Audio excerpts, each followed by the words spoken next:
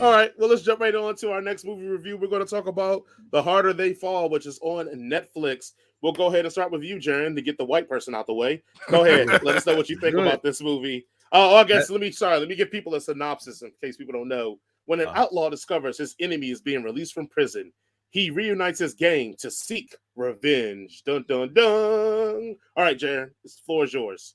Oh, love it. All right. Zazie Beats, so hot. Can we please get Jonathan Majors, Oscar Isaac, and Ryan Reynolds in a goddamn movie together? Because that would break the world. They're all goddamn amazing. I think they play off each other exceptionally well. This movie, I've only... All right, full disclosure. I got to where the band is back together, and that's literally it, okay? Not because me. I'm not a fan of the movie, because I don't have the time in my day, unfortunately. All right. So that being said, Glad we started off with Jared. What I saw was amazing. The subtle flex. And did anybody else catch this? When Idris Elba is released from his cell in the train, did anybody else catch the subtle flex of the screen as he inhaled and exhaled? It wasn't subtle at all. All right. Yeah, this is very noticeable. All right, fine. The very noticeable flex in the screen. I thought it was amazing. I thought that's fucking genius. And I was excited to see Delroy Lindo. I haven't seen him be in a lawman since fucking Gone in 60 Seconds. And I loved it. He was great. No, everything about this so far. The only thing that was weird was the marked lack of white folk around, except when they were in the train.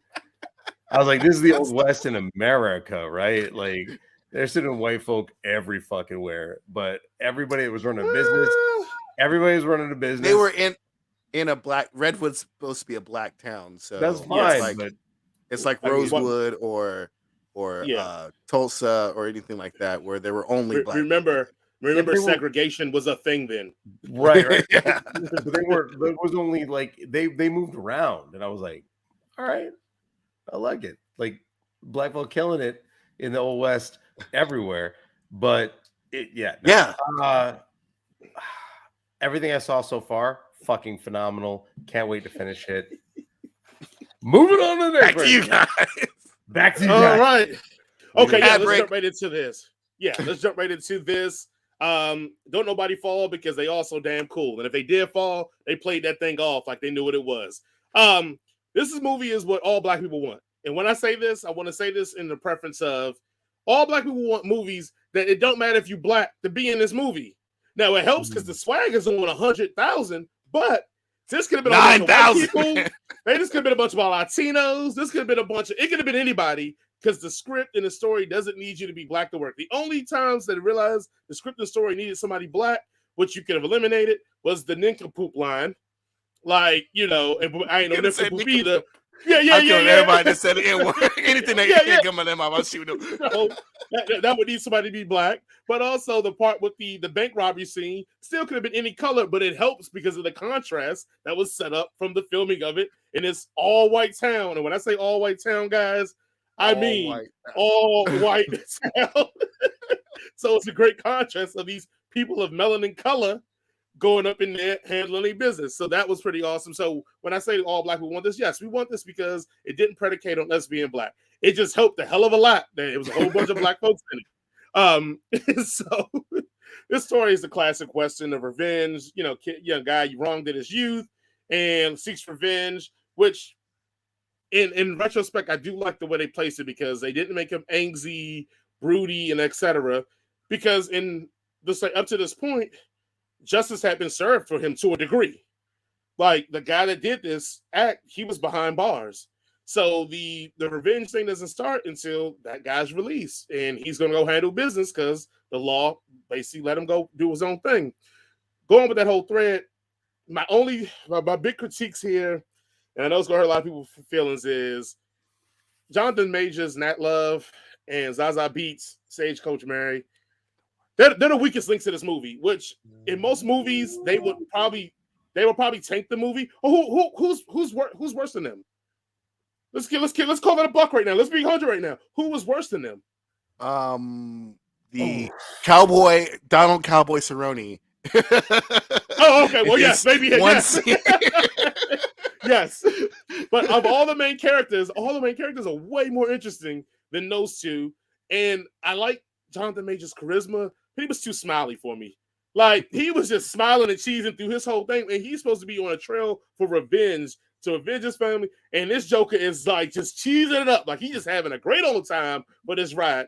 I'm not saying I need him to be broody or angsty. I'm not saying that. I'm just saying that if we all were looking to go kill the man that had wronged us like that, the moments that he was having were just too, like, it was too relaxed and chill. Like, he wasn't really about that life and mission. Hell, Delroy, his character, which is inspired by who the Lone Ranger is, blah, blah, he was about that life. My boy. That's how Jonathan Majors' character should have kind of been. He kind of should have been serious enough, but still communal enough to know why he's the leader of this group, but also serious enough because what they trying to pull off is some real gangster shit. And he just had his teeth was all out, bruh. And again, that's again. And in Stagecoach Mary, Zaza Beetz, like, I'm about to put her into that Michael B. Jordan category that y'all hate that I do. The Jokers that are just cool looking and they got the look and they got the style, but they acting.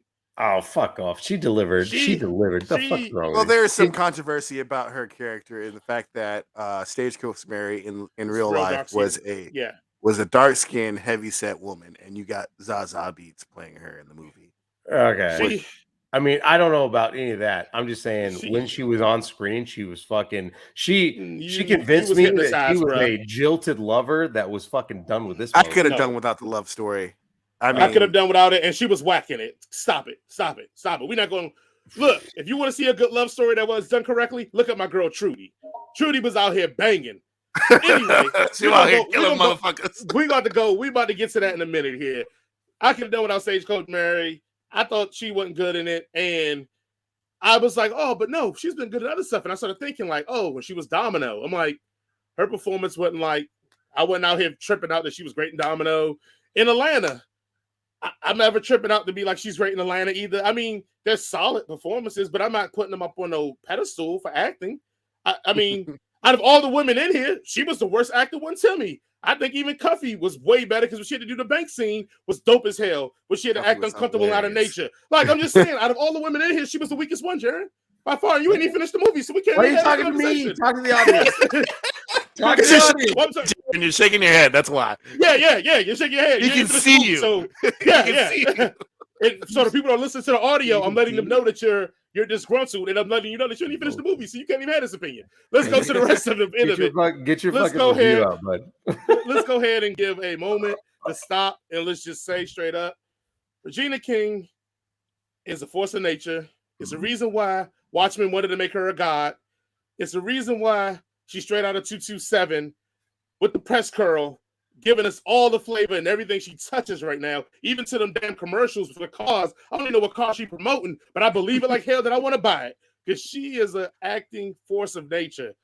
Right along, what you said it too, Jaron, my man Delroy Lindo. Between this and the Five Bloods, why is this man not getting every single award that could be imagined? Like, oh my God, he doesn't want to. Look, when you look at the three, let's say, real experienced actors in here. We talk about Delroy, we talk about Regina King, we talk about Idris.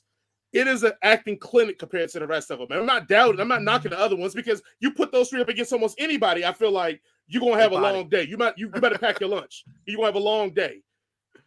It almost feels like the have and have nots. It's not a negative thing. It's just every time those three were on the screen, I was into it and I wanted more of it. I wanted more. Only times that the movie dragged for me was when Stagecoach and Nat Love had to do their stuff together. And I was like, can't we get somebody up in here to help these two? But that's my only real critique on it is that they could have done a little better with that. In our last one, I think this was by directorial choice, which it kind of threw me off. I felt like, and I'm see what Jason and both y'all think about this. I felt like a lot of the scenes in the setups in the areas and the towns in the movies, they almost felt like studio-ish to me. Like it almost felt like if somebody was going to film this in a live studio audience, like it all felt kind of proppy. Like it didn't feel lived in. It didn't feel like a very lived in world. I felt like the characters lived in this world and they were very expressive as in having, you could feel they had a past and had motivations and stuff. But I felt like the environment around them didn't feel lived in. I felt like somebody just rolled the set in, they act their scenes out, rolled the set out, rolled a new one in. But that was just the vibe I got. And that was probably, I don't know if that was by choice or if it was just because this is what the budget dictated and this is how they made it work. So that's what I got on it, but I still loved it. It's funny you say that. That initial sequence where Idris, without showing most of his face, does his thing. I was watching it and I'm like, this is an exceptionally well lit old prairie house. Like there was a reason that they had to light it the way they did. But it's funny because it stood out to me just as this is a scenario where this would be a very dark scenario with side lighting, like the lights coming through the windows, right? But when he sits down at the table and it's facing him, he's got his hat brimmed down or whatever, and his guns come out. You can tell there's two giant diffuse lights look like staring down as if they have two big openings in the roof, and there's a reason for that, and it's an artistic choice, and it also helps with lighting or whatever, but it did make it seem different than a classic Western as a result. So it's funny that you brought that up because maybe that lent to it. All right, Jason, let's I'm going to 100% agree with you, Jason, on the fact that it looks like they're sets because for me, and I think this is very, very much intentional, this movie is like a child playing with his favorite cowboy toys. Because obviously these people are real, but this is not what happened to them in their real lives, you know. Right. You know, Bill Pickett lived to be an old man. Bruce Willis would live to be a very old man, you know.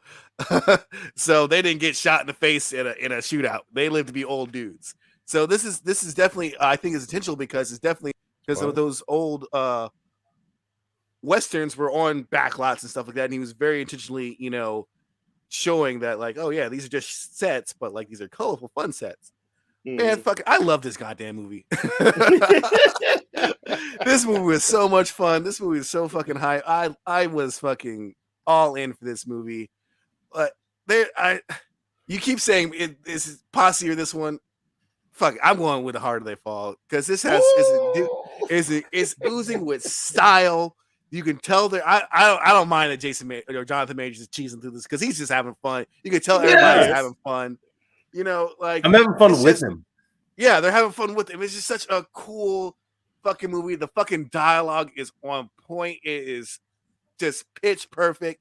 Like it's how people when they get together would talk to one another. You know, they shooting the dozens and shit. You know, everything about this movie fucking worked. It had my favorite characters from the Old West. You know, Bass Reeves. I've been saying that he should be in more movies. They should have a movie about this dude's life. Because he is the Lone Ranger. That's what they based the Lone Ranger off of. Like, this dude was a guy who went around by himself, bringing motherfuckers in as a black dude, you know, freed himself from slavery and all this other shit. You know, Bill Pickett is probably the most important cowboy, and white people don't even know it because every fucking rodeo thing you see, Bill Pickett made it. All right. And you know, you go to the PBR or whatever, and everybody's white, and you see a black cowboy, you're like, well, cowboys can't be black. Cowboys were black. That's where we get the term cowboy from because you would call him a boy because of racism. All right. If you were white, you would be a fucking ranch hand. Yep.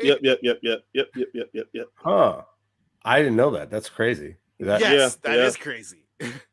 So, like the fact that, and I'm sorry, Jaren, I'm gonna have to put you on the spot here. The fact that you're like, oh, there's not enough white people in this. It's because in the Old West, there were tons of black folk. Yeah, tons of black towns as well. Tons of black towns, because before they were made in the territories and shit, before they were made in the states, you could just go out there and be with your people, and it was fine. And the reason why these towns don't exist today is because the white folk came in and destroyed them. You know, this is what happened, right? And this is what part of the movie was that the fact that what's the dude's name?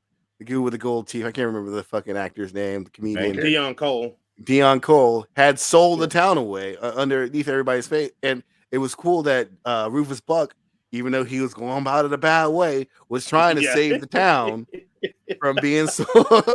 He was like, "All right, y'all can give me the money to buy this town right now," and they're like, "We don't got the money." But this movie is so goddamn cool. Like, I always hate when people say, "Oh, what time would you like to live in that's not here?" And they'd be like, "Oh, I like living 20s and shit." I take it back. I would be a cowboy. I would be a fucking cowboy. Yeah, the old West. The old West without refrigeration or I definitely would still be here. But especially the 10 years of Reconstruction. Yeah, I'm not saying it was great for Black folks, but it was pretty better than most of the other times after and before. Like, my only critique, even though Regina King is the king, she is the best. Her accent kind of slipped in and slipped out. It did. It was like, are you trying? And like, I couldn't really peg what she was trying to go for. Was she trying to go for Louisiana, or was she trying to go for like Jamaican or West Indian? And sometimes it sounded more Jamaican, and sometimes it sounded more Louisianan. But I don't give a shit. She could be, talking in tongues, and I'm still fucking there for her. Everything about this movie is just like was designed to make me happy, and that's why I loved it. Like, I liked it like when for the opening scene where Idris Elba's character Rufus Buck pulls out the gold pistols and sits them on the table. I'm like, oh, I'm going to love this movie. So, and then when the fucking train scene, so much witty banter in that, you could have said nincompoop. Like, any N-word come out their mouth for getting shot. Our dude from Get Out was, he. Oh my God, Lakeith Nelson Stanfield is so fucking great. His cool, calm demeanor in a scenario like that was pitched. Yeah, that was phenomenal. I loved it. Yeah. I kind of, I'm going to go into spoiler territory here. Okay, well, we're going in spoilers in 5, 4, 3, 2, 1. Let's do it. Man, my heart was sad when Jim Bressworth was shot by him. By Cherokee Bill. That's why I said I'm going to spoil it. All right. Mute you. But you could. That kid was so cocky that it was like he had to die. Like, there was no way around that he was going to win that gunfight. But the best thing was when Cuffy was like, "Let's see," because it was set up like she was like, all that face is just going to get you killed. You just shoot the man, and that's what she did. She pulled it out and she just shot him, and it was that was a good build up to that. Even though I killed my boy Bill Pickett too. But even when she goes, let's say Belvin was faster or quicker, whatever. Like, to confirm that he probably would have won the duel if he wasn't bullshitting. Yeah, if he wasn't bullshitting. Yeah. It's like, why they gotta count so slow? Oh, God, it killed me. It killed me. Why are you counting, man? Just shoot him. But yeah, like everything, as I said, it was like the director, James. I want to say James Samuel is the guy's name. He's a British guy. I don't know why they only can find black British directors. But it was like he took characters that he grew up with, that he loved, and he was like, you know what, let's throw him in a story. Let's just have fun. He's a man playing with toys, like you were playing with your G.I. Joes in your backyard. Duke didn't live, but just because it's not canon that Duke doesn't live, in your backyard playground, Duke got shot, and now the lead of the G.I. Joe's is Roadblock, So like this is that movie. This is that movie where this guy is just having fun with his toys, and I was there for it. All right. Quick question: do you think it's going to be a part 2? Because we saw how it ended. See, this is what makes me so sad that some of these characters died, because I would definitely love a part 2. Well, they just bring in new people. Yeah, they're going to have to bring in new people, but I want those characters back too. Well, if the second one does good, the way Hollywood works is, then we'll get a prequel. When I opened up my Netflix, number 1 was The Harder They Fall. So it was number 2 on mine. Oh, well, Netflix is also racist. Hella right. Facts. What was that thing you texted the other day? You were like, shit. Netflix found out I was black. Because they will change. I showed that to everybody. That was hilarious. They will change the posters for the movies depending on if it thinks you're black or not. So you will get black characters on the posters, even if they're not really a big thing in the movie, just because they think you will click on it because you're black. Interesting. Yeah. I mean, it gets me every time. I was going to make a joke about them putting a black person on Lupin, but yeah, he's black. Lupin's black, which is a great show, by the way. I love that show. Phenomenal show. Season 2 was good. Season 2 was really good. All right, let's go on and jump into it. Jaron, what is your rating for The Harder They Fall? 30 minutes. Hey, listen, I just got to the gang getting back together, and that being said, 3.7. Everything's great. I love it. I want to watch more of it. And if it continues, even if it doesn't get better than where it's at, like I said, that like you were saying, that the conversation between the two dudes, the one guy that wants to be the quickest draw and the other guy, like the sniper or whatever, when they're taking out the Crimson Bandits, that dialogue is great. I'm here for Jonathan Majors. Like, I want him to win. Despite your critiques of Zazie, fucking gorgeous, love her. Excited to see her in just about anything she does. So yeah, no, 3 point. What did I say? 7? 3.7. Let's go. You notice he didn't say anything about her acting. Go ahead, Jason. What is your rating for it? Fuck Jaron's 3.7. I feel like that's a disrespect. I'm going to go, and because I fucking love this movie. I don't care. This could have been 45 minutes of Jonathan Majors shitting in an outhouse, and I'd have still probably loved it. 5 out of 5. Wow, he threw down a gauntlet. Yeah, I'm gonna give it a strong 4, man. I'm gonna give it a strong 4. I liked it a lot. I enjoyed it a lot. It isn't a perfect movie, but it's perfect for me. So, but if I had to be just regular reviewer, I'm gonna give it a 4, man. I really, really liked it though. I can't shit on it that much. That's always a good thing for me. Let's go into. I like it. All right. When Jason doesn't shit on the movie, it's practically a 5 out of 5. Everybody. That's probably true. Yeah.